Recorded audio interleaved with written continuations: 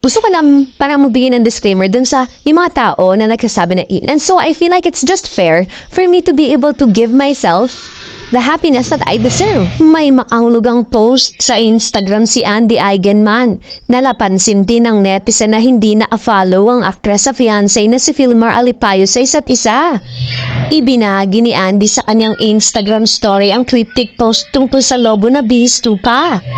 I just found out it's the year of the snake.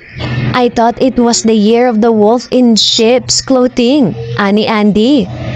Wala pang reaksyon ng couple sa espekulasyon ng netizen tungkol sa kanilang pagsasama. Taong 2020, nang ma-engage sina Andy at Filmar, may dalawa na silang anak. Nag-celebrate pa sila ng 6th anniversary noong June 2024. Maaalalang hindi lamang ito ang unang beses na nabalita na naghiwalay na ang dalawa, ngunit this time ay naka-unfollow na sila sa isa't isa.